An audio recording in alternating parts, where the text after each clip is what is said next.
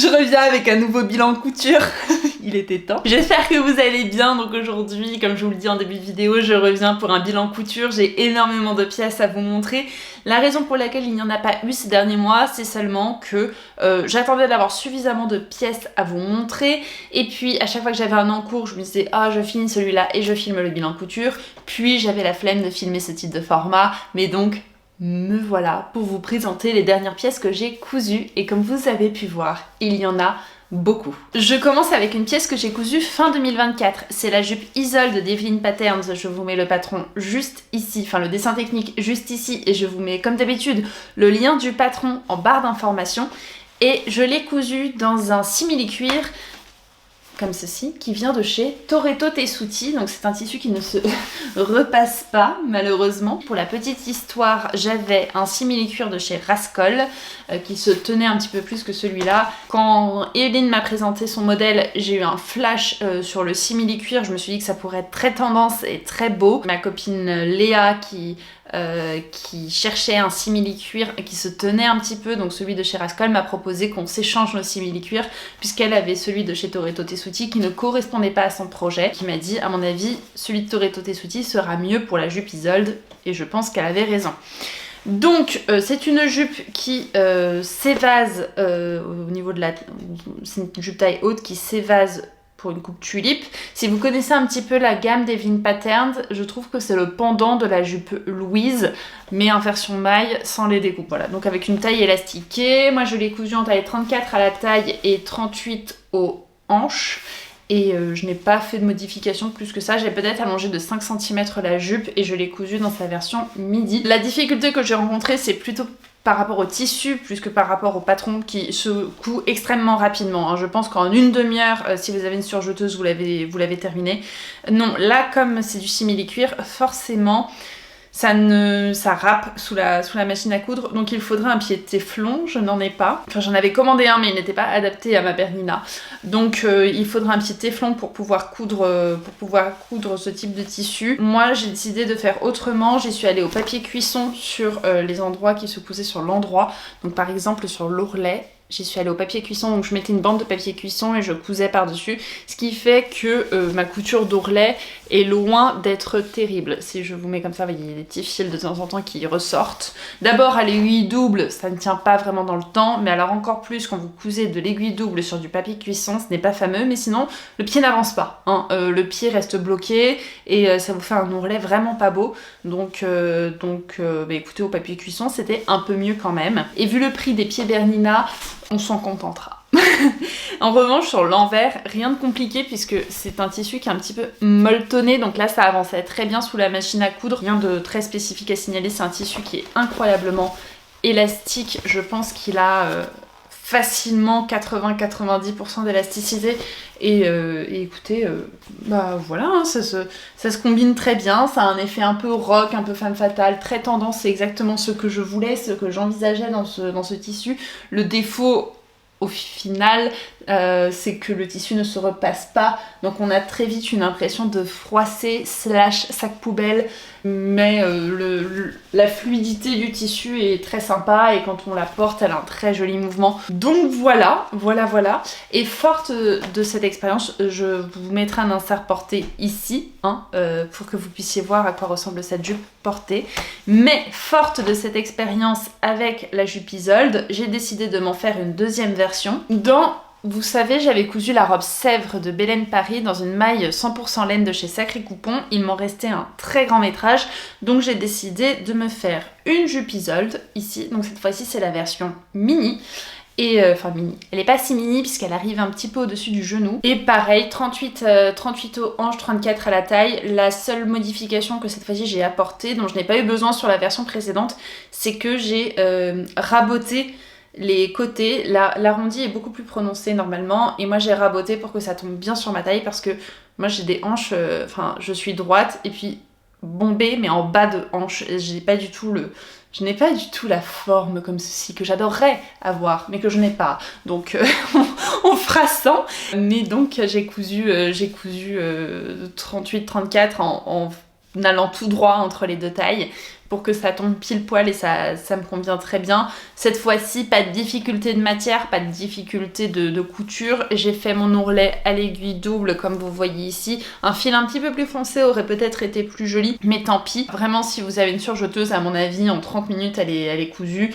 À la machine à coudre, ça prend 1 heure et quart à peu près, puisque c'est plus long à la machine. Donc, somme toute, une petite jupette très mignonne. Et pour aller avec, j'ai cousu le pull Erika de chez Vicky Sews. Je vous mets le dessin technique ici, mais comme vous pourrez voir, c'est un pull qui a une découpe. Alors, je ne sais plus de quel côté elle se positionne, mais vous avez une découpe qui part comme ça. J'ai beaucoup de mal à différencier l'endroit, enfin le devant et le derrière de ce patron, mais je crois qu'il se porte de cette manière-là. Donc vous avez une très grande découpe qui part de l'épaule jusque de l'autre côté et ça vous remonte un petit peu dans le cou. Et ça c'est juste plié puisque le bord ici est surjeté. Voilà. C'est juste hop, repris en sandwich au niveau de l'épaule ici. C'est un patron qui se coud pareil très rapidement et très facilement. Je trouve que les explications sont assez claires, elles sont en anglais. Mais j'ai quand même, je parle anglais et j'ai eu un doute sur le montage de cette partie-là. La partie où vous avez le tissu qui est doublé, mais une fois que j'avais les pièces de patron devant les yeux, c'était beaucoup plus clair. Donc je vous invite à mettre les pièces de patron à côté des explications pour mieux comprendre la logique de montage. Sinon rien de très compliqué, pareil ça se monte très rapidement, le résultat est très beau. En tout cas moi j'adore le rendu et je l'ai pris en taille, alors je crois que je l'ai fait en taille 36 avec la version manche, enfin hauteur la plus grande et c'est la première fois que je dois couper des manches, des longueurs de manches sur des patrons. Alors je crois que dans la version sur le site, la fille porte ça limite jusqu'aux phalanges. Moi ce n'est pas quelque chose que j'aime, donc il me semble que j'ai enlevé quelque chose comme 5 ou 6 cm de longueur de manche pour que ça me tombe au poignet. Ce que je préfère. Et niveau longueur de buste, rien à dire, là pour le coup, moi ça me tombe très bien. Alors c'est un des problèmes de Vicky Sews, c'est le fait qu'on ne puisse acheter qu'une seule taille à chaque fois.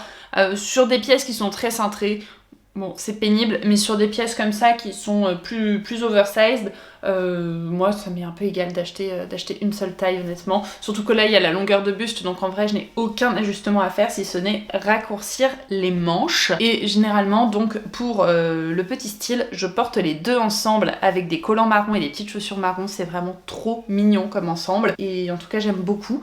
C'est amusant puisque le pull est plus ajusté que je ne le pensais. Ça rend très bien. Je pense aussi que ça dépend du tissu parce que j'ai cousu une autre version de ce pull que je vous montre juste ensuite qui elle est plus évasée et plus aérée que celui-ci qui est vraiment presque moulant. D'ailleurs je ne porte rien en dessous de ce pull là quand je le porte et c'est très agréable à porter en hiver. Et l'autre version du pull Erika c'est donc celui-ci. Cette fois-ci, c'est dans une maille qui venait du site Les Filles à Pois. Donc en réalité, c'est ma première version. Le pull, c'est la seconde version. Donc une maille de chez Les Filles à Pois, pardon, qui était en coton et qui est d'une couleur douteuse. Hein. Je peux pas dire que je sois fan de la couleur, vous voyez. Et alors là, il ressort plus bleu qu'il n'est en réalité. En réalité, c'est presque un vert électrique. Moi, je ne suis pas une grande fan de cette couleur. Donc, je l'ai cousu également en taille 36. Là, cette fois-ci, la maille est un petit peu plus légère. Donc, je pense qu'elle se rétracte moins et qu'elle est moins moulante sur le corps. L'envers, c'est comme si c'était du coton gratté. Je reconnais que j'aime pas du tout l'effet sur l'envers. Je trouve qu'il fait presque cheap. Je préfère de très loin l'effet sur l'endroit. Cette fois-ci, j'ai décidé, je ne sais pas ce qui m'a pris, mais j'ai décidé d'en faire une version robe longue, ce qui fait que je ne l'ai jamais portée. Donc j'hésite à recouper en version pull, aux hanches, et à faire un projet type slip-over, vous savez les pulls sans manches, sur les chutes de tissu en bas, parce que j'aurai quand même un bon métrage, et je pense honnêtement que ce sera suffisant pour faire un devant et un dos. Je ne sais pas, j'hésite, d'autant plus que j'ai fait une fente sur le côté, hein, pour être un peu libre de mes mouvements. Où est-ce qu'elle est ? Une fente ici, et je trouve qu'elle se tombe très mal. J'ai beaucoup de mal à faire des fentes qui tombent correctement. Je trouve que mes fentes ont tendance à d'abord gondoler, mais ça à la limite c'est en fonction de la tension du tissu, c'est rattrapable, mais surtout ma fente va faire comme un bec, comme ceci. Je sais pas si vous verrez un peu l'effet que je mentionne, mais en gros, ici, elle va faire quelque chose comme ça. Et c'est particulièrement disgracieux. Donc c'est une des raisons pour lesquelles aussi j'hésite à couper la robe en version pull. Je me dis que je la porterai plus facilement de cette manière-là. Encore une fois, pas de difficulté de montage. Comment j'ai fait pour faire ça en robe? Je suis partie tout droit après le pull. J'ai allongé de, il me semble, 70 cm, quelque chose comme ça. Peut-être un peu plus. Et emballé, c'était pesé. J'avais une robe longue. L'avantage de la couture, hein, c'est qu'on peut partir du modèle et en faire un peu ce qu'on veut. J'ai piqué un peu partout à l'aiguille double et cette fois-ci, ça se comporte très bien, mais il n'y avait rien de compliqué vraiment sur ce tissu. Je trouve que même si je n'aime pas le rendu sur l'envers, le tissu se comporte très bien sous la machine à coudre et il est très agréable à porter. C'est un mélange de coton, polyester et il doit y avoir de la viscose aussi, j'imagine. Il y a un gros pourcentage de coton à l'intérieur, ce qui fait que c'est quand même très aéré quand on le porte, on n'a pas l'impression d'étouffer. Et le tombé est vraiment sympa, mais je vous dis, c'est vraiment l'envers que je n'aime pas. Je trouve ça un peu cheap sur l'envers. Voilà, bah écoutez, je pense que j'ai tout dit sur ce patron. Je sais pas ce que je peux vous raconter de plus en réalité, mais vous voyez, ça fait quelque chose de très beau. Et je vous mets l'insert porté de la robe pour que vous puissiez voir également ce que je veux dire sur la fente. Mais vous voyez, la découpe sur le devant, je trouve que c'est très classe. Et c'est tout à fait ce que j'aime, c'est-à-dire des coupes qui sont sobres, qui sont faciles à coudre, faciles à porter, et en même temps sur lesquelles on se dit, ça c'est vraiment très très original et on l'aurait pas trouvé dans le commerce. J'adore cette coupe de pull et je pense qu'il y en aura beaucoup d'autres versions par la suite parce qu'en plus il se coud super rapidement, donc top niveau. Comme je vous disais, la seule difficulté que j'ai rencontrée, c'est la compréhension de comment on plie le col en deux et comment on le coud sur l'épaule où le tissu est doublé, mais au-delà de ça, il n'y a rien de très sorcier. Une fois que vous avez mis la pièce de patron à côté et que vous avez compris comment ça se goupillait, ça va tout seul et l'effet est vraiment très beau et ça fait très bien fini malgré bien que le bord ici ne soit que surjeté et pas rentré dans la couture. Quand vous le portez, il se replace tout seul, ça ne rebique pas vers l'extérieur, donc voilà, et ça donne un col un peu comme ça, vous voyez, en diagonale un peu. En tout cas, c'est très beau. Vous le verrez sur l'insert porté, ce sera beaucoup plus facile. On enchaîne avec un loupé. C'est la robe Jeanne d'Evelyn Pattern. Alors, cette fois-ci, j'avais vu une inspiration. Elle avait reposté l'inspiration d'une fille en story. Et j'avais trouvé ça super beau. Et je me suis dit, bah, je vais faire pareil. Donc, c'est la robe Jeanne cousue dans une maille Milano de chez Dressenstoffen. Maille Milano qui est de qualité plutôt correcte. Vous voyez, elle est assez fluide. C'est la couleur sable.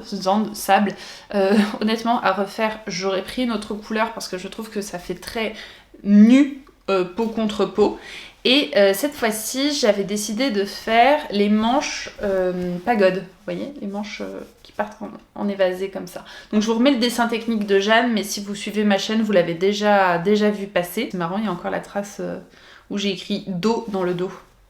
C'est intéressant. Je sais pas si vous verrez, mais... là. Bref, donc c'est une robe top avec un col un peu bateau et vous avez plusieurs versions de manches et de longueur. Donc soit une longueur top, soit une longueur courte, midi ou longue. Moi j'ai décidé de faire en long avec une fente sur le côté et j'ai le problème, bah vous voyez, là je trouve que ça s'illustre particulièrement bien. Si je vous le mets sur le côté comme ça, vous voyez l'effet que ça fait? Ce petit bec là. Et j'ai ça sur beaucoup de mes fentes, donc je ne sais pas comment ça peut se rattraper. S'il y a des expertes en fente ici, je suis très preneuse. Mon erreur ici, c'est que j'avais déjà cousu le top plusieurs fois en taille 36 et quand j'ai reçu la maille, j'ai fait le test là sur l'élasticité. Je me suis rendu compte que la maille était plus élastique que mes jerseys utilisés sur mes versions top et je me suis dit bon bah nickel, je pars sur la taille 36, ça ira très bien. J'enfile la robe. Honnêtement, j'hésite à vous faire l'insert porté parce que je pense que ça va être particulièrement obscène, mais alors la robe, ah bah là je suis gainée. Là, je pense que vous voyez la marque de Kim Kardashian là qui fait des des vêtements pour fitter la silhouette. Je pense qu'elle pourrait commercialiser cette robe. Là vraiment, ça moule tout mon corps, ça recentre bien tout ce qu'il faut. On peut voir le moindre de mes organes et la moindre de mes veines. C'est vraiment pas beau quoi. Enfin, je suis désolée, mais j'aurais dû coudre une taille au-dessus, c'est complètement de ma faute, mais j'aurais dû coudre une taille au-dessus et ça aurait été beaucoup plus joli. J'arrache les fils en même temps qu'il reste, mais je l'ai gardée pour vous la montrer et pour vous dire de faire attention, hein, mais je pense que je vais tout simplement ça va me servir de toile. Voilà, à la limite je la recoupe, j'en fais une chemise de nuit, mais d'abord la couleur, je peux pas dire que... Je sais pas, je pense que je m'attendais à quelque chose de plus écru que ça, mais en plus, elle est vraiment trop petite. Ce n'est pas joli. Mais c'est dommage parce que le tombé des manches est très sympa, le tombé de la robe est aussi très sympa, je vois l'idée et je suis même assez fan du rendu que ça a, mais j'aurais dû la coudre une voire deux tailles au-dessus, et alors pour essayer de rattraper mon coup, j'ai repris les coutures de côté en faisant des marges plus petites encore, et le problème c'est qu'il y a un endroit où il y a un cran, et donc mon cran était trop près du bord pour que je puisse faire de vraies marges. Donc j'ai essayé de rattraper comme ça avec un point zigzag, je ne sais pas si vous verrez, avec un point zigzag ici, et donc quand je porte la robe, et on voit les deux points zigzag sur les côtés, alors ça peut donner un style, mais ce n'était pas le but. C'est dommage parce que l'idée était belle, en tout cas d'après son inspiration et d'après ce que j'en avais dans la tête, c'était beau, mais pas dans cette couleur et pas dans cette taille. Une taille de plus, ça n'aurait pas été du luxe. J'ai une autre maille Milano, pareil de chez Dries & Stoffen, qui est elle couleur lilas. Peut-être que je retenterai dans cette maille couleur lilas pour quelque chose de plus sympa. Et dites-moi si éventuellement il y a quelque chose que je peux faire, parce que c'est en fait aussi... Vous pouvez me dire oui, mais au pire c'est pas grave, tu recoupes en top, mais c'est au niveau du top que c'est trop petit. Au niveau des hanches, je m'attendais à quelque chose de trop serré d'entrée de jeu. Là, je trouve que ça va. Alors, ça moule très bien mes fesses, hein. On peut distinguer ma fesse gauche de ma fesse droite. C'est vraiment au niveau du haut que c'est très serré. Et donc pas joli, il faudrait que je porte ça avec une chemise. Alors je pourrais tenter de garder la robe, de me coudre une chemise ou de me trouver une chemise écrue qu'on noue à la taille comme ça pourrait être joli, sauf que j'ai choisi les manches ballon, enfin les manches pagode, donc je pourrais rattraper les manches, mais non, c'est trop petit malheureusement. En revanche ici mon point aiguille double est très beau, vous voyez. Là, il est très réussi. Mais tant pis. Ça m'aura servi de toile et aussi de leçon, comme quoi l'épaisseur de la maille, il ne faut pas prendre en compte que l'élasticité du tissu quand on coud de la maille, il faut aussi prendre en compte d'abord sa rétractabilité, mais aussi son épaisseur, et la maille Milano est plus épaisse. En revanche, je pense qu'elle est de très bonne qualité chez Dries & Stoffen, vous pouvez y aller les yeux fermés, elle est très douce, et elle est plutôt agréable à coudre et à porter. Moins que celle de tissu de rêve que j'avais cousu il y a quelques mois pour me faire une robe léopard.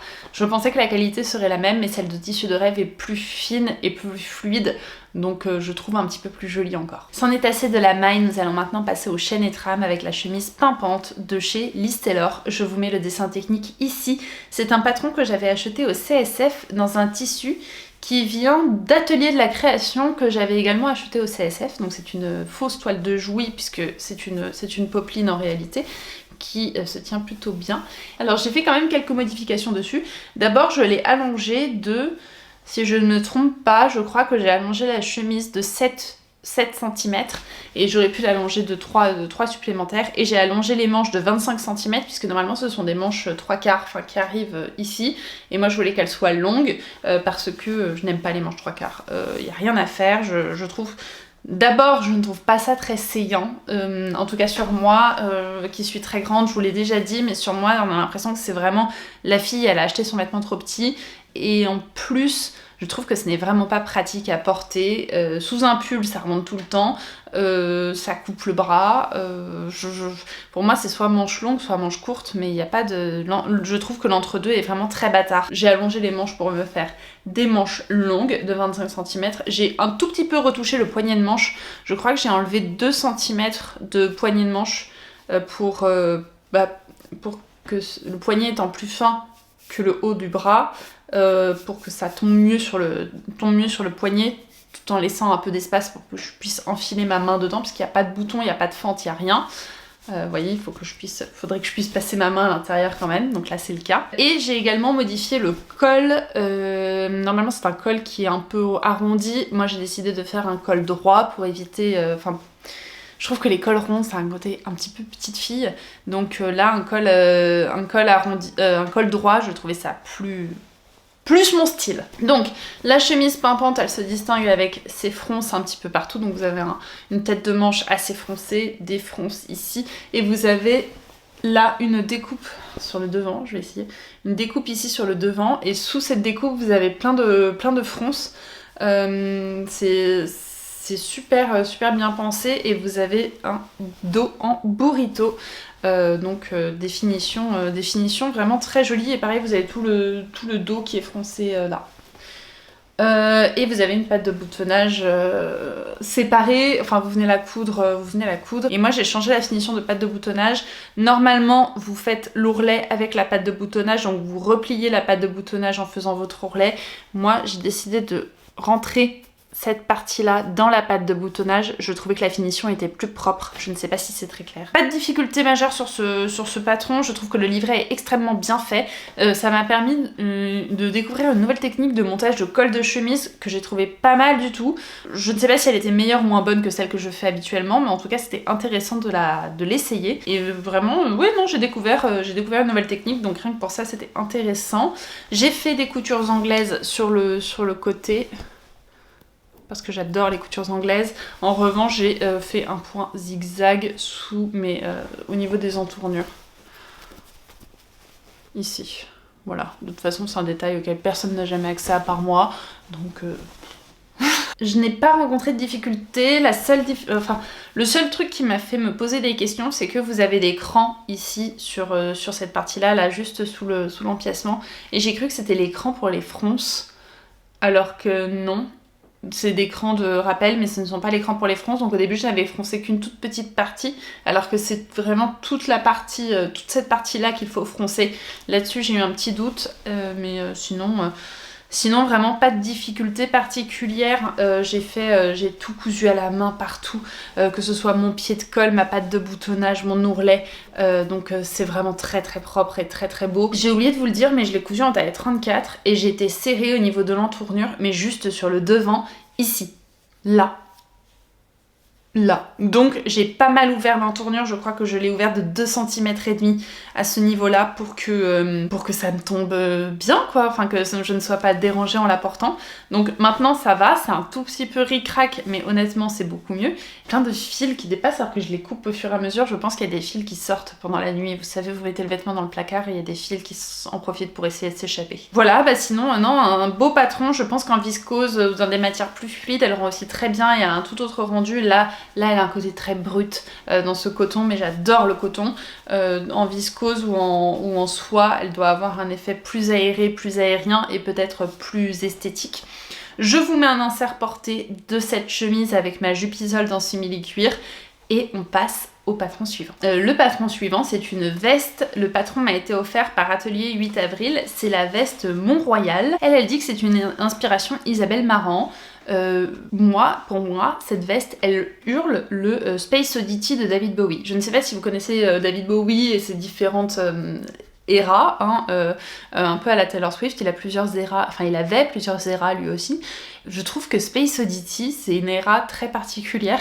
Et j'adore cette chanson, en plus, j'adore David Bowie, mais j'adore cette chanson, pas particulièrement, mais c'est une chanson que j'écoute beaucoup, et je l'ai toujours imaginée dans une ambiance, oui, très Space Oddity. Donc quand Somibo a présenté il y a quelques mois un haul, alors c'était pas un haul, c'était un unboxing, j'avoue que je me rappelle plus bien, Drissen Stoffen, elle a présenté un coupon de jean avec du lurex et je me suis dit, oh, mais c'est exactement ce genre de tissu qu'il me faut pour la veste Mont-Royal d'Atelier 8 avril parce que je pense que ça se marierait très bien. Et donc voici la bête. Donc comme vous pouvez voir, le tissu est tout du lurex vêtu.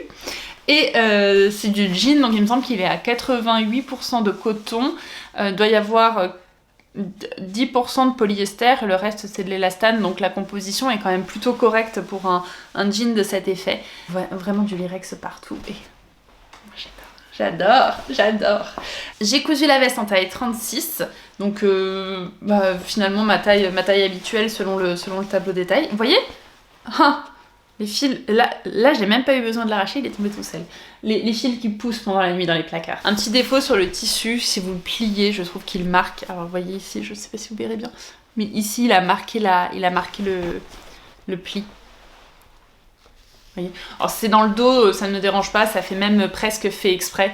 Donc voilà, mais si vous pliez le tissu trop longtemps, ça risque de marquer ce type d'élément. Aucune difficulté particulière à la couture de cette veste, elle se coud hyper rapidement et elle est hyper agréable à coudre. Il y a plein de petites astuces de cacher ici, cacher là. Notamment, regardez si je vous montre ici, là, cette partie-là. C'est hyper bien pensé. Moi j'ai gancé toutes mes coutures à l'intérieur avec un pied Liberty. Pareil, ça s'est très bien passé. Le plus long pour moi ça a été de tout coudre à la main puisque j'ai cousu toute la parmenture, tout l'ourlet, tout le col, enfin tout ça je l'ai cousu à la main. Le patron est super bien pensé, il est super précis, il est super clair. Vous mettez la vidéo à côté, c'est clair comme de l'eau de roche. J'ai adoré coudre ce modèle et en fonction du tissu utilisé, ça peut rendre quelque chose de complètement différent. Dans du matelassé, je pense que ça peut être canon aussi. Les épaulettes, c'est super bien pensé. Tout est hyper bien pensé dans ce modèle. En tout cas, j'ai adoré le coudre et j'adore la porter. Elle est un peu courte, mais c'est l'effet qui est souhaité par la créatrice. Et j'hésite à m'en faire une version matelassée qui arriverait presque mi-cuisse et mettre des poches dessus. Je pense que ça peut être tellement joli. Donc un excellent basique retwisté. D'ailleurs, vous pouvez enlever les épaulettes si vous n'aimez pas. Moi, j'adore cet effet, mais vous pouvez les enlever. En tout cas, j'adore le rendu de cette veste et je la porte très volontiers et quand je la porte je me sens invincible et ça c'est ce que j'adore quand je porte des vêtements, c'est me sentir revigorée quand je les porte et c'est vraiment le cas avec cette veste. Le seul, un point sur lequel j'ai eu des difficultés et je sais pas si c'est moi ou c'est possible, c'est l'impression. J'ai eu du mal à imprimer le patron.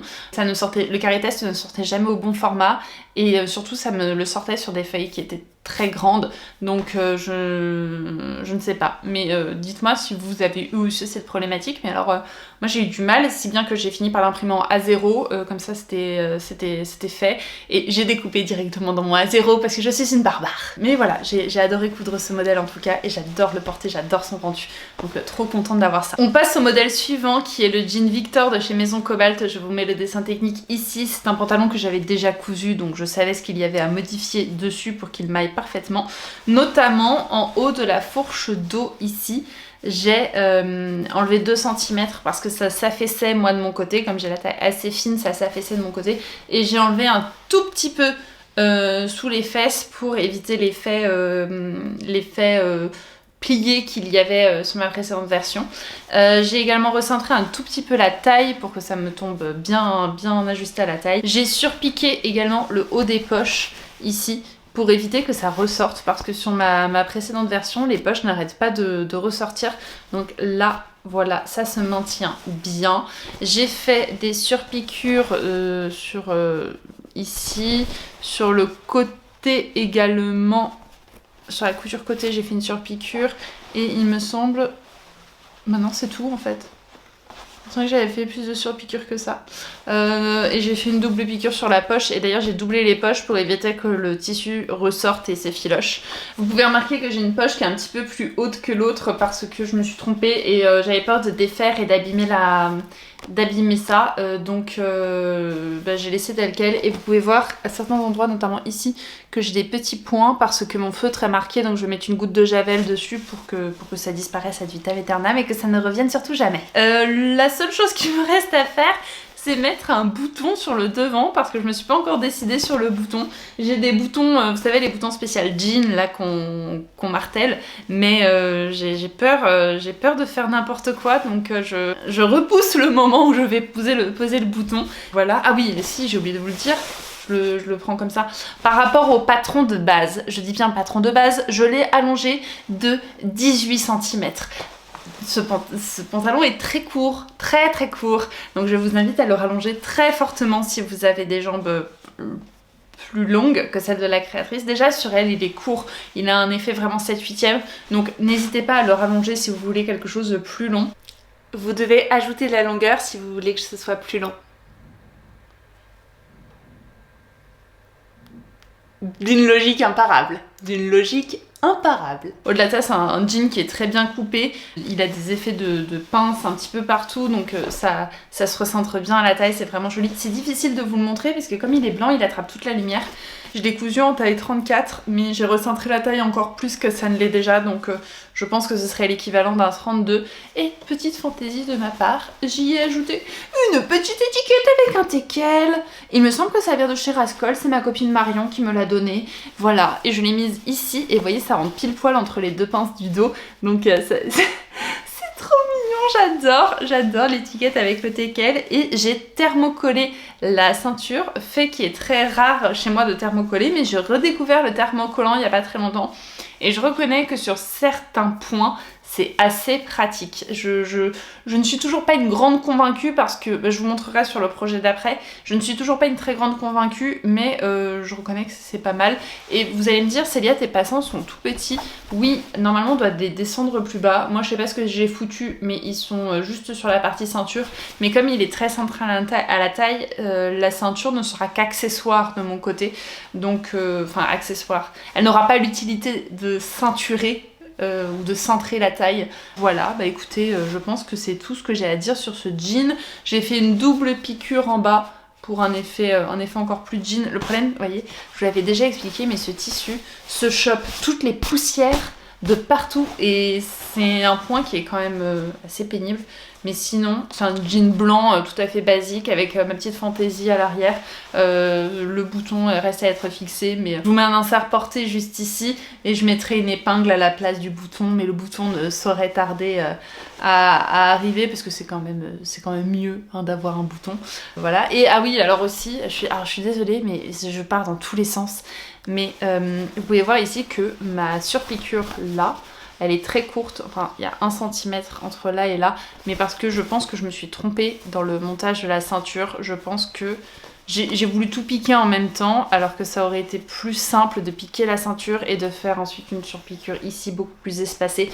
Même au niveau du pont ici, je pense que je m'en serais mieux tirée puisque quand je ferme le jean, ça a craqué. Je l'ai essayé une fois, ça a craqué, je vais refaire la surpiqûre, mais ça avait craqué en tout cas, donc voilà, je pense que ce sera mieux si je fais une surpiqûre un petit peu plus loin. Mais bon, ce sera pour une prochaine version. Sur celle-là, je laisse tout comme ça, on s'en fiche. Donc voilà, un jean blanc, ça faisait partie des projets que je voulais impérativement coudre pour ce printemps. Et c'est chose faite. Et le dernier projet de ce bilan couture, c'est la veste prune d'Evelyn Patterns. C'est finalement la marque qui sera revenue le plus dans ce bilan couture. Donc je vous mets le dessin technique juste ici. C'est un gilet qui se porte soit court, soit long, en maille ou en chaîne et trame. Vous pouvez coudre les deux versions.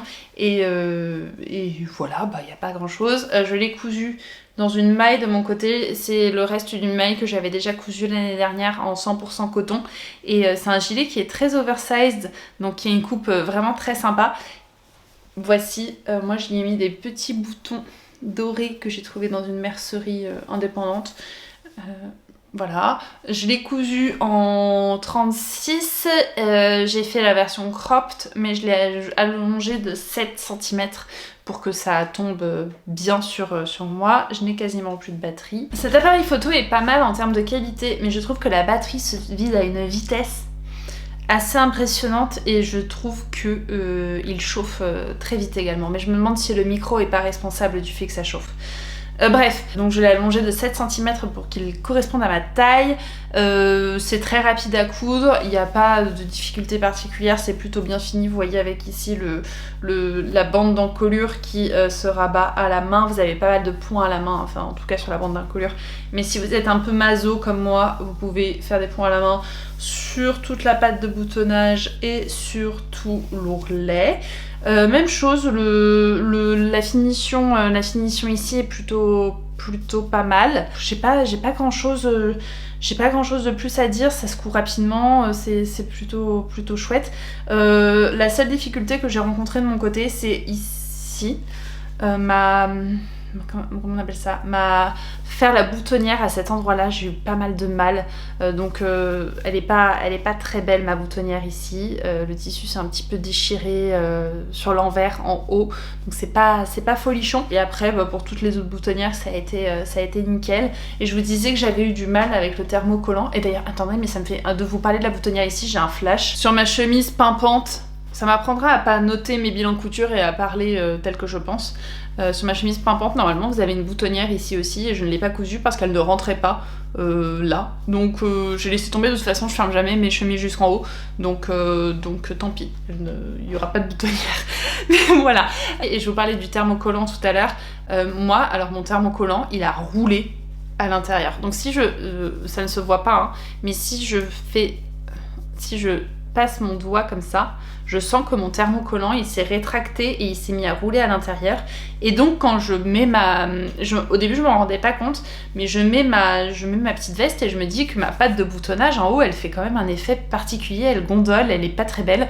Je me dis bon, bizarre. Et puis je passe mon doigt et je me dis mais pourquoi il y a un relief ici, et le gondolement correspondait au relief que je sentais à l'intérieur. Donc j'ai enlevé les points à la main que j'avais fait à ce niveau-là. J'ai tout enlevé. D'ailleurs ça m'a fait faire un tout petit trou, donc j'espère qu'à la machine ça va se résorber puisque le tissu va se rétracter. Donc j'ai enlevé ici, j'ai ouvert et j'ai vu que effectivement mon thermocollant s'était recroquevillé à l'intérieur et impossible de le dérouler. Donc j'ai remis une petite patte de thermocollant, vraiment mais petite, hein, à l'intérieur, donc sur cette partie là, comme ça, tac, tac, tac. Et là ça se comporte beaucoup mieux. Mais voilà, le thermocollant, moi je vois l'intérêt, je vois en quoi c'est pratique, mais je ne suis pas une grande adepte, je suis pas encore très convaincue par le système. Je trouve que ça gondole, je trouve que ça gâche le tissu sur pas mal de points. Je trouve que c'est pratique, sur pimpante j'en ai utilisé, sur le jean j'en ai utilisé, sur la veste j'en ai utilisé, mais j'arrive pas encore à me convaincre que c'est un indispensable en couture. Je préfère limite mettre un coton un peu épais à ces endroits-là. Moi j'ai trop de souvenirs de thermocollant où je mets mon tissu et le thermocollant gondole à l'intérieur et ça fait des bulles sur l'endroit du tissu, ce qui est pas beau. J'ai ça sur plusieurs vêtements. Mais écoutez, je vous mets pareil, un insert porté de cette petite veste et on en a fini avec ce bilan couture. Donc j'espère que ce bilan couture vous a plu, j'espère que vous avez passé un bon moment en ma compagnie. Pour information, le top que je porte, c'est un top que j'ai patronné maison quand je me suis mise à la couture, donc rien d'extraordinaire. Mais j'espère que ça vous a plu, que vous avez appris pas mal de choses, que vous avez découvert des patrons ou que ça vous a donné des idées. Encore une fois, moi je prépare pas mes bilans, je note pas sur un petit cahier ce que je dois dire, ça me vient au fil de l'eau. Donc j'espère que ça vous convient de cette manière-là. Je vous mets toutes les informations dans la barre d'infos. Je vous remercie d'être resté jusque là si c'est le cas. Je vous dis à très bientôt pour une prochaine vidéo et jusqu'à la prochaine fois, on se parle sur Instagram. Bye bye.